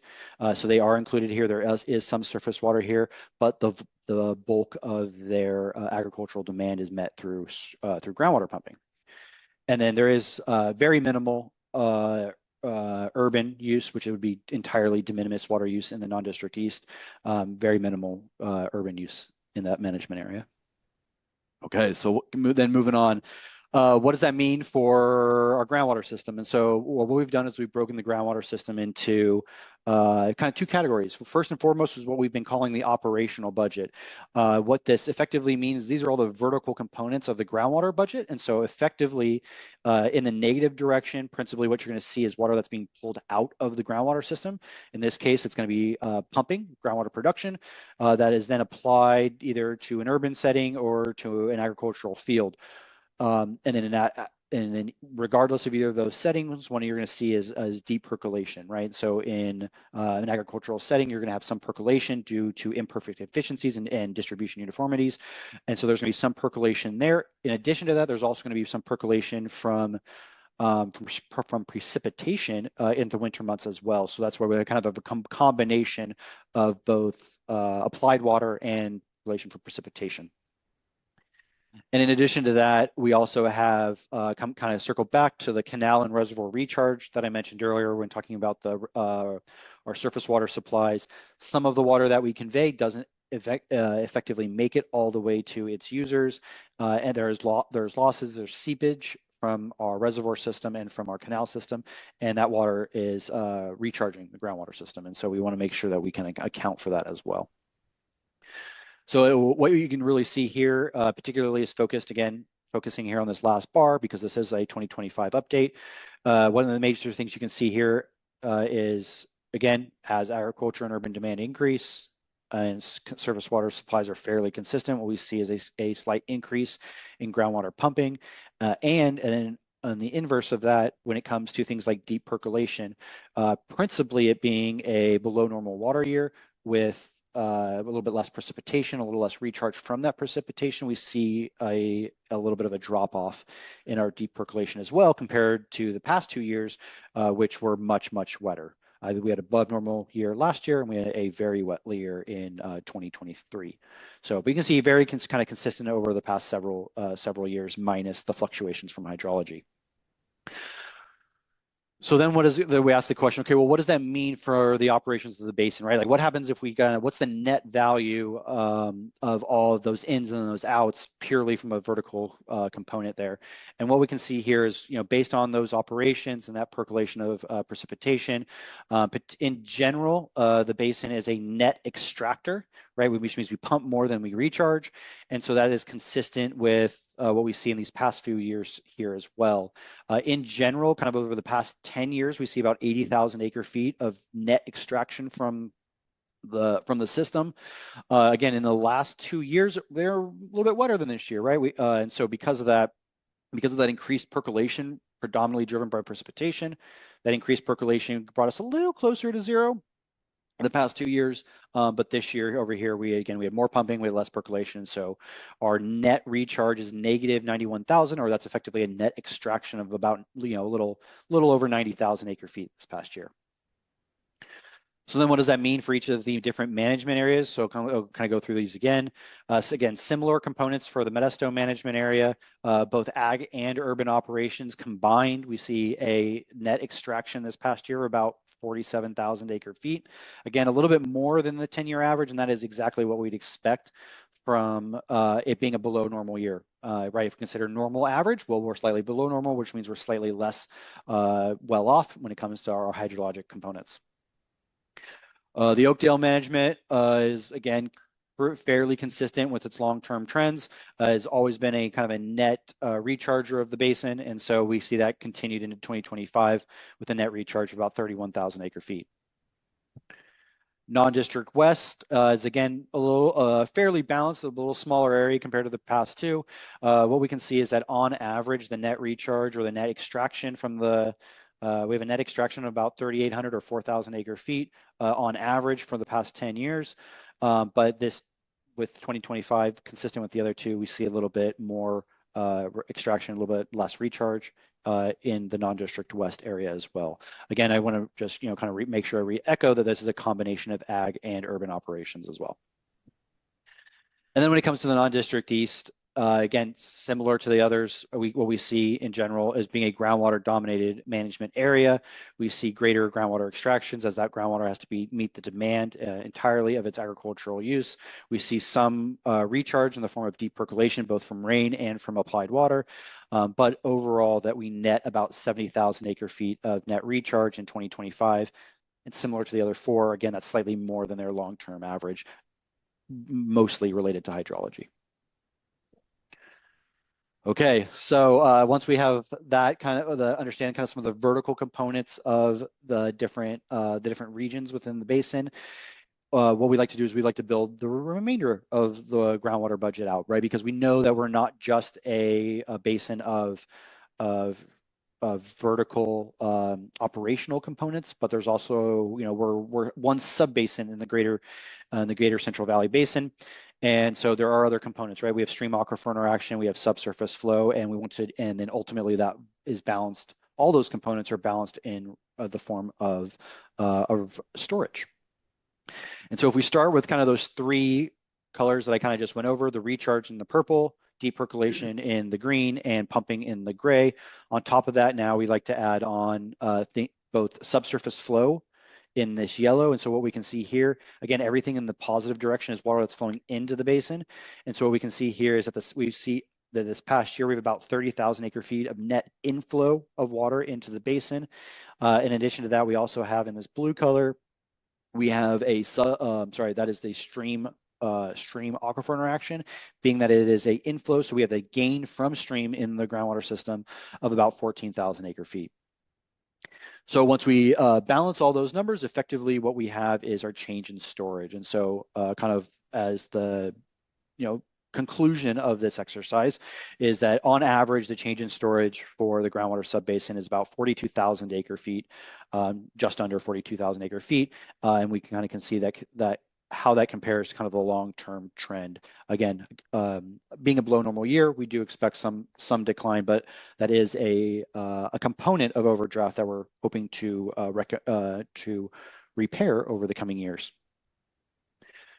Okay, so now that we have an idea of the change of the kind of what the total groundwater budget looks like, to hit a couple of the other items of what we have to present to DWR is that spatial distribution and this map here that you see that I spoke to earlier. And so what we have to do is we actually break down some of the groundwater pumping both by sector and in a spatial component as well. And so that's what you see here is that in general, we have a combination of pumping both from our agencies, agricultural and urban, and then we also have private pumping both from agricultural and de minimis domestic use as well. Overall, you can see that we are predominantly driven by our private agricultural users in the basin, and they're about 3/5 of the total groundwater use. So the total pumping this past year is estimated just under 280,000 acre feet. And you can see that distribution here across the subbasin. And what we really see here is that these hotspots are located where is the balance of being able to meet the urban and agricultural demand. And so that's why throughout most of the western parts of the basin where we know there's a balance of surface water supply and groundwater use, particularly throughout the MID, we see some a little bit darker shades of pumping throughout the Modesto management area, some in the non-district west.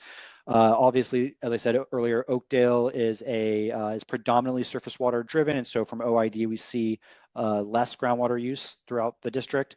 And then in the non-district east is where we see kind of the darkest shades of groundwater production as they overlie the spatial distribution here overlying the agricultural use within the management area. So then when it comes to the storage, again, boiling that water budget down, which kind of gives us a single number of 41,900 acre feet, looking at the kind of the spatial distribution of that, we see a couple different things. And so first and foremost, we start with provide to DWR each of the three principal aquifers as well as the total subbasins. So starting with the western upper principal aquifer, one of the things here we can see is that about 17,800 acre feet of overall decline in this region. In the principal aquifer, you can see again that's going to be focused both the combination of where we're seeing pumping occur, and also we see impacts along particularly the southern river system, so the Tuolumne River, and this is again driven pretty heavily by hydrology and by river dynamics. In the past 2 years, we've had really high river stage levels due to the high volume of precipitation, high volume of water in the river system. But as that stage comes down, comparatively to previous years, we get in the wet years, we get a little bit of a mounding around the river system. And then as we return to this below normal water year, you see that beginning to recede. So this is pretty heavily driven by river dynamics rather than any kind of operational components. But this area here in the middle is more affected by groundwater pumping. So comparatively, though, to the western lower principal aquifer, we estimate actually has an increase of about 13,000 acre feet, or just under 12,600. Again, because this is confined aquifer, is not connected to the river system, you don't see a lot of that impact. But what we do see is a lot of interface between our neighboring subbasins, both from the eastern San Joaquin and Turlock. And so what we can see here is that the Modesto Basin has some inflow from the north, as well as some reduced deep pumping in throughout the basin itself, right? So this is a combination of general dynamics and operations in here on the western part of the basin. And then similarly to the south, we see some a fairly balanced, a tiny bit of outflow, about a fairly decent balance between us and the Turlock, and we see some pumping still occurring, and so we see some declines here in the south. And then the eastern principal aquifer, again, we're kind of honestly kind of reflecting the groundwater levels that Liz walked us through. Continued groundwater use in the eastern parts of the basin. We have a tendency to draw down water levels due to increased pumping.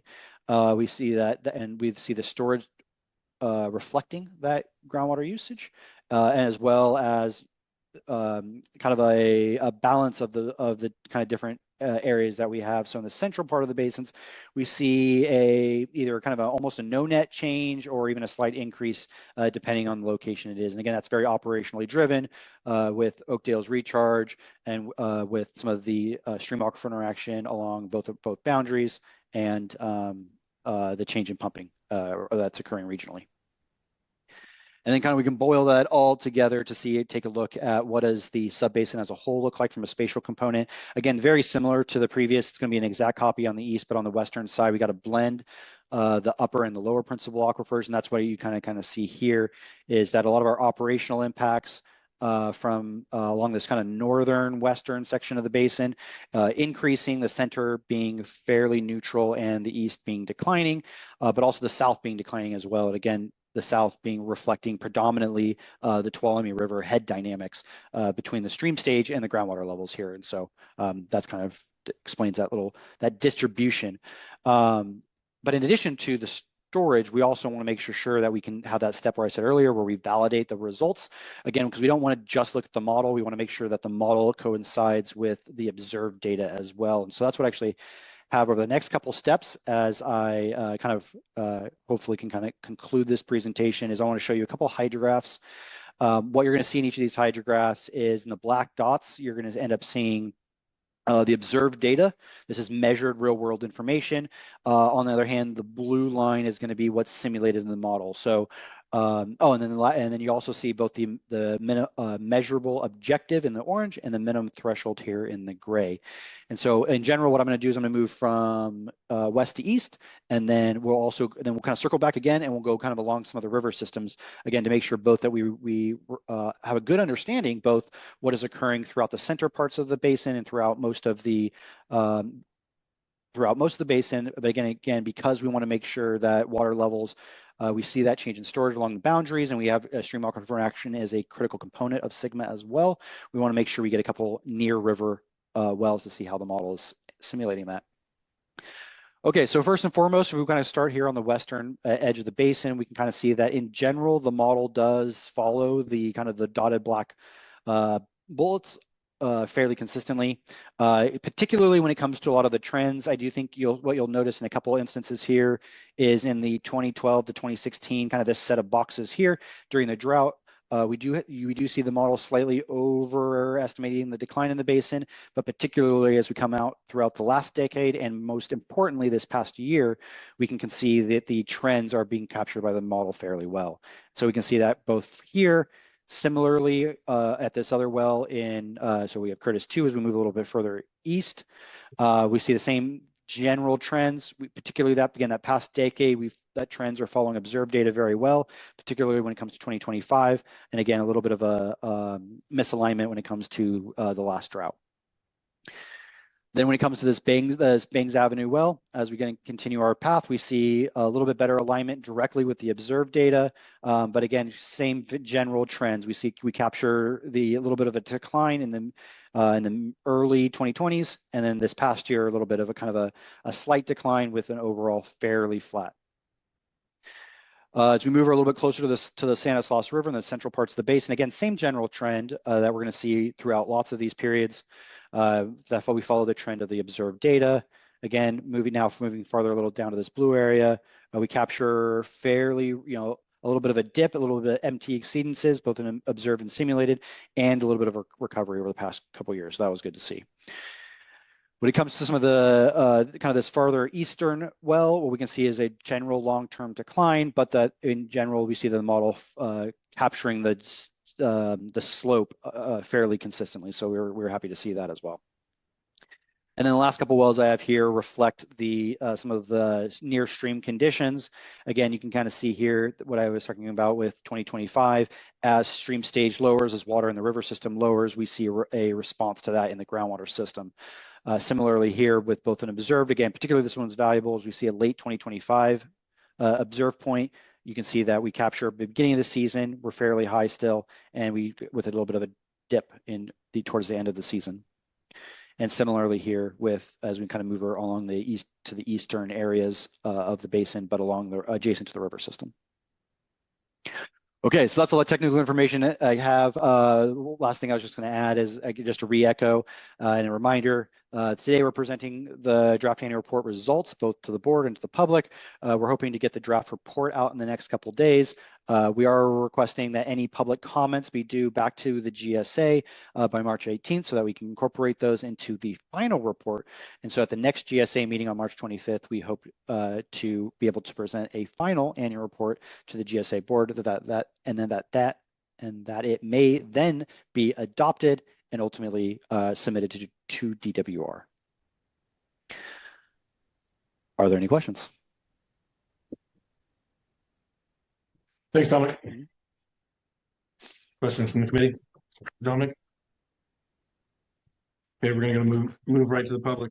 Any questions from the more public comment? Dominic's presentation. Dominic, I have just a simple one. You talk about riparian rights. Also include licensed rights. Sorry, can you say the last couple words again? Those include what? Licensed rights. You include riparian. Do you also include licensed rights as well? So right now we're pulling everything that's available on Cal Waters. So any diversions from the rivers that is in Cal Waters is included in the model. I would suggest respectfully that you put riparian and licensed. Okay. Rights. Thank you. Okay. Yeah. Thanks. I'll make a note of that. Anyone else? You mentioned a slight increase in water storage in the lower western aquifer, and you contributed that to neighboring basins to the north and the south. And I was wondering why there's no influence from the east. Is there some kind of a limiting border between the western or the eastern upper aquifers and this western lower aquifer? Yeah, so I will say there's definitely influence with our neighbors to the west, the Delta Mendota subbasin. Yeah, I apologize if I didn't acknowledge that directly. The border is much smaller in there comparatively to the other two. We certainly have influence. We do see some subsurface flow from Delta Mendota to the Modesto subbasin along our western boundary. It is much less than what we're seeing, particularly between the eastern San Joaquin, eastern San Joaquin west to the Modesto basin. But there is definitely an influence there, or there's a relationship there, I would say, rather than influence. We affect one another. But is there an influence from the east? Oh, I'm sorry if I misunderstood your question. Yeah, so we do have flows from the Sierra Nevada foothills. We do have subsurface flow that enters into the basin from the foothill, both subsurface base flow as well as some overland runoff flow that occurs. It is grouped in with those other categories. Ultimately, the flow that we have from the east is significantly less. I believe it's in this past year, it was around 6,000 to 8,000, if I remember correctly. I don't have the numbers in front of me, but it's fairly minor comparatively to the other flows that we were seeing.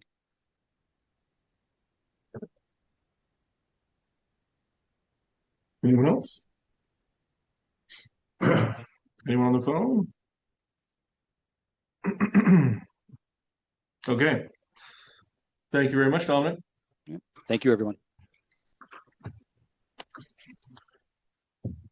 All right. Moving on to the next meeting. So we're gonna have a special meeting on March 25th.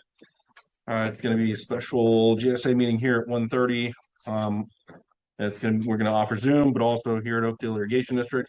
Hoping to get the annual report approved, and then also I believe we're hoping to get a review of the fall water levels. We didn't want to do that at this meeting because it would be too much. We're already over our time. So hopefully people will be able to join us on that for the update on the fall water levels. Comments, questions from the committee on the next meeting? 2 weeks. Get this thing wrapped up for the deadline in April. Members of the public, next meeting, questions, comments on the next meeting? Eric, can you, as a member of the public, ask agenda item? Just You can make a public comment and then we can add it. Yeah. Yeah. Do you have? Well, I'd like to see STRGBA invite the county to make a presentation of why they've hired an outside consultant to evaluate the report and the cost, and more of an explanation of who, how, and why. I hear the request. I can give it to you now if you want. Oh, yeah. I'd like to have it so that people hear about it, have time to come and listen to it. I think an agenda item be appropriate. Sure, I don't mind doing that, but I don't mind as well explaining to the people in here the why and the how. And listening to you and Wrangler today, appreciate everything you said, because I couldn't have said it any better. You've teed up everything pretty well for us in regards to what you said, that the county is the oversight and the stewards of the non-district east and the west. And listening to your comments on your background, where you've had these scientific jobs. You were an advisor to the governor. In order to do that, you would have had to have had as much information as possible to make something presented to the governor. And as the county, we're looking at not as a the non-district east or the non-district west.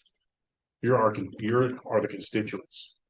We're residents. We're all one and the same, and we want to have as much information as possible to ensure that the county can properly make decisions based off of true science. And so, based off of what you said, you must appreciate that. So, thank you. Well, I may appreciate it, but I don't agree with the way how it's been handled. I think that something that the county should realize in the non-district west is co-stewards. And I know of at least 2 supervisors who weren't aware of that letter. I know that the city of Riverbank was not aware of that letter. I know Del Rio was not aware of that letter. And I think it's a responsibility, whether you're a county employee or you work for the governor, you're transparent, you include the people that should be included. I mean, in that packet, you'll see a letter from the mayor who goes, I didn't know anything about this. And several of us farmers went to a city council meeting and showed them your letter. They had not seen it. And I think I think it's a flaw that can be addressed. And you need to have people in and be talking to them, and not a certain select group. It should be open. It's just my opinion. So I'd like to see, if it's possible, have an agenda item. County comes in and basically looks at its other 6 partners. It says why they've had to hire an outside consultant, like taxpayers' cost, when all 7 of you have worked with these guys for 4 years, have spent in excess of $1.5 million, went to a vote, and 7 agencies voted yes. So I want to know what the purpose is. And I think there's a lot of people who want to know that, not just me. Sure. And to elaborate what I was saying earlier, folks from the non-district east and the west have voiced their concerns in writing and orally to the county. And in order for the county to ensure that we're hearing all the voices, that's why the third party is there. Now, we had to have this implemented, the school plan, by January 31st of this year. And we didn't have enough time to get that third party ahead of time. So our board recommended we approve it based off of the caveat that we hire that third party to properly evaluate this and ensure that we are hearing all of the data. And it's not where one person wins. The county is not supporting one district over another. We just want the information. You know, we're hearing both sides. You've made your arguments. The west or the east has made their arguments, and now we need that third party that doesn't have a dog in the fight to ensure that information is correct, and they make that recommendation to our board of supervisors so we can properly implement and manage and be a good steward of those 2 areas. So Rob, with all due respect, let's kick this back to about 30 our seconds. next meeting. Rob, with all due respect, you guys have spent $1.5 million in that range. You're partners with 4 cities, 2 irrigation districts. You've used Todd Groundwater and the other consultant for 4.5 years. You had issues with them as a consultant. I think the county should have been in the last 4.5 years challenging those consultants. And to me, if I was one of the other members, I'd be pissed that the county's going out on their own to try to discredit this report. And if it's not discredit, I'd feel better if you said, okay, STRGBA, here's $150,000. Let's do a peer review. So that benefits everybody. So that's just my opinion. Let's think about having an agenda item in the future. We can talk after the meeting, but appreciate it. Appreciate the feedback. Well, you've got your hand up. Yeah, I enjoy hearing Bill's discussion, and I really think, getting a third party involved would be beneficial, and if the data is as sound as Bill is saying, then I don't see why anyone would have any problem looking at and reviewing the data, right? Because if the model is sound and the data is sound, then a third party consultant would just validate that.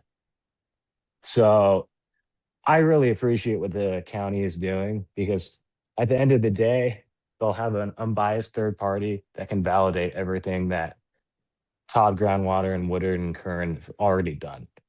So I really appreciate the county stepping forward and doing that. And on another note, I'd like to thank Dom for looking into the riparian diversions. Thank you. Yeah, the county's in a tough position right now. They got to figure out what way they're going to go.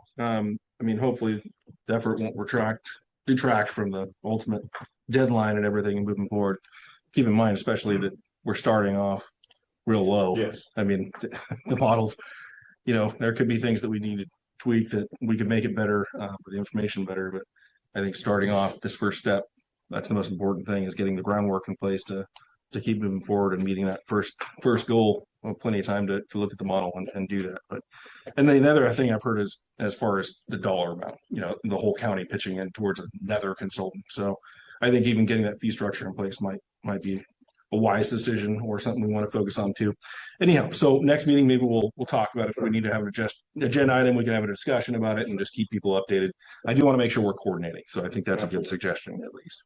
I think there's a water advisory committee meeting before the meeting on the 25th too. Yeah. So I'm sure you're going to have that group talking about it a little bit, I would anticipate. So, okay. That's item number 7. Item number 8, committee comments, reports. Let's see, Form 700s. Those are due April 1st. A number of you have got them in, but there are a few that haven't yet. So alternates have to turn them in as well. So primaries and alternates need to turn them in. If you are not sure if you've done that, then see me. I know you did, Mike. You asked. You're good. I do so many of them. I know. You're good. I verified you're good. If anybody else has questions, I can talk to you after the meeting about it. But we do want to make sure you get those in by the 1st. Water in the Paul Cell. So we started bringing water into the Paul Cell lateral yesterday. We brought water in for everybody else in the 5th. So so far so good. We're going to start doing some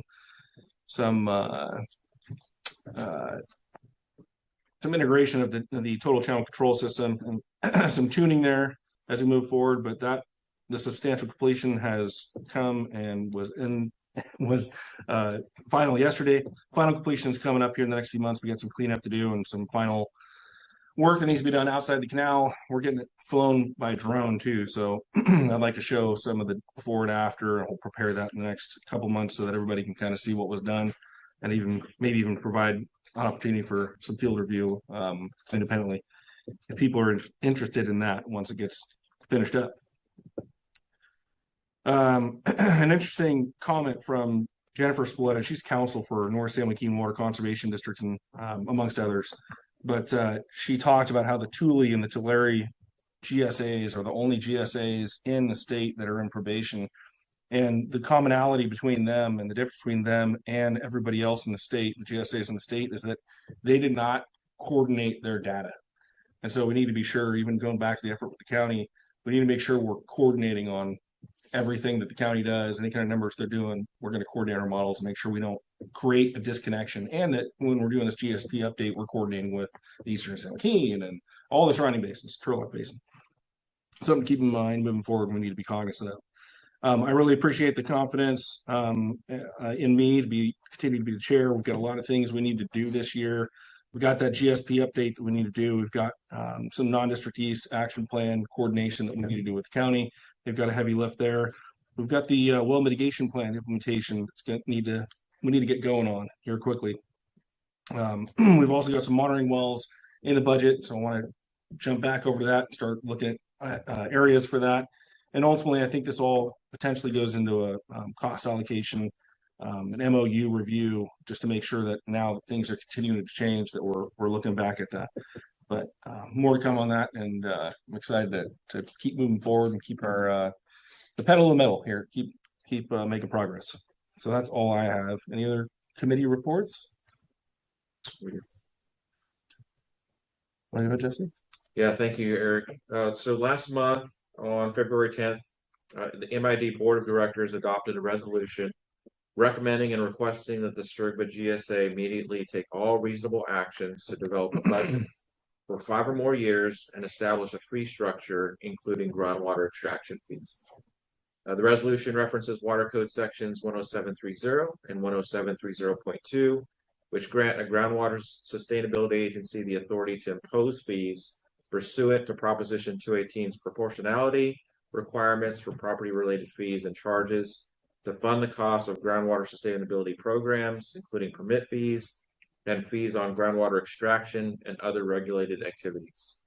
So the resolution included 3 main points that the MID Board of Directors agreed to, which include recommends a request that the STRGBA GSA immediately take all reasonable actions to develop a budget for 5 or more years and establish a fee structure, which includes groundwater extraction fees, authorizes its STRGBA GSA representative to take all reasonable steps to advocate, encourage, and participate in the development of said budget and fee structure, and recommends a request that the other STRGBA GSA members adopt similar resolutions.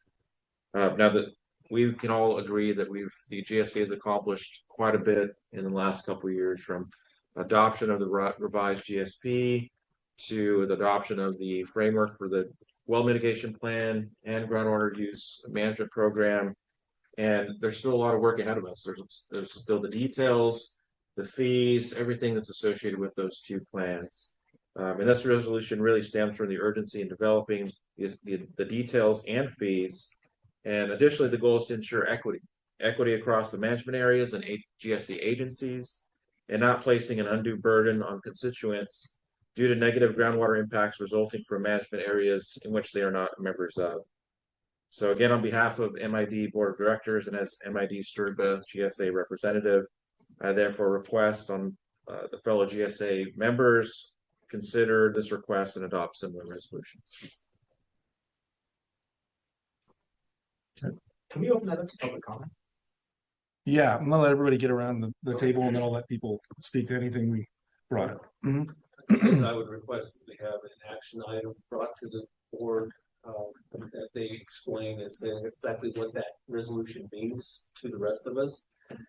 You have a pretty good idea, understanding of that, but at this point in time, I couldn't take a similar resolution to my until I have a little bit better of an explanation as to what the main goal and what you're trying to accomplish with it. So, but I would request we have a little bit more detail from MID. Yeah. So that And we bring it back as a discussion item and decide whether we want to do it. Yeah. That way we can take comment at that time, because really these are not agendized items that should be discussed by the public and any substance. So anyways, I just wanted to bring that to your attention. I agree with Mike. No, I think even if it's a short presentation, that would help. And then from there, give us a little bit more time to kind of chew on it, digest it. And then from there, we can move through the normal channels to taking anything to our respective boards and such once we've had some time to chew on it, and same for the public as well. Okay. Any other committee comments? Let everybody know that the Department of Environmental Resources has been working for over a year on developing the county drought plan required by SB 552. So we've sent out the first copy of our draft to our interested stakeholders and our drought task force members. And our final draft is ready for, it'll be ready for public review. So if anybody's interested, please look at our website or get in contact with me. I'll be happy to provide a copy to you. we'd like to have any additional comments or questions or recommendations provided before our upcoming Water Advisory Committee date, which is March 25th, because our contract is almost up with the consultant that's being provided by the Department of Water Resources under the technical funds that were provided to us to complete this work. So with all that said, I think we have a very comprehensive plan that meets the requirements of SB 552. The relative components are a risk assessment has been completed for each of the sub-basin areas within Stanislaus County jurisdiction, as well as the eastern and western sides where we have the coast ranges. And then also we put together some short-term and long-term mitigation response action. We have some work to do as we move forward. For example, our department will be working with the state and a number of our vulnerable public water systems to build a consolidation roadmap. And with that said, we need to continue working together as public agencies with our larger public water systems, perhaps when we replace critical infrastructure, or perhaps when we're reviewing plans for expansion or project development, to see where we can work together to obtain funds from the state to hook up some of these domestic wells in areas where we have documented water quality or other issues, and same for the state small water systems and other vulnerable public water systems that are at risk. So for right now, I just ask you to take a look at our work, provide any recommendations, and to keep an open mind. And I look forward to working with you as we implement this plan. So we will be planning on taking this to our board for consideration of approval, probably in May or in June. So as we can see with the implementation and the approval of these groundwater sustainability plans and our county drought and resilience plan, all these pieces are coming together so we can collectively manage our groundwater resources the best we can for all of our constituents within the county. Okay. Thank you. Anybody else up here? No? I'll give the public one last shot. Anything we just generally covered? Hopefully gonna have some discussion items moving forward, so we'll cover more in depth then. Can I get a promise that will be definitely added on to next meeting, the resolution? Yeah, I don't think does anybody have a problem with having that on the next agenda? I think we've pretty much already made that, already provided that direction, so yeah. Beforehand. MID's resolution, looks like it was 2026 XX, was a really great push because we're really approaching some close timelines, right? I mean, we have reports with projects that we don't know how much they're going to cost. We don't know how we're going to pay for them quite yet. And MID really took a stand that everyone here has a responsibility and a duty to your ratepayers. And MID took a really good initiative of saying, hey, we want our ratepayers protected by potentially some of these unexpected costs that we can't put a number to yet. And I think that I would encourage each member should go back to their respective board and consider adopting a very similar resolution in the sense of you guys have a duty to your ratepayers. We also have a responsibility to this board of moving towards sustainability. And I appreciate all the progress we have made towards sustainability, but overall, your responsibility goes to your ratepayers. So thank you. Thanks.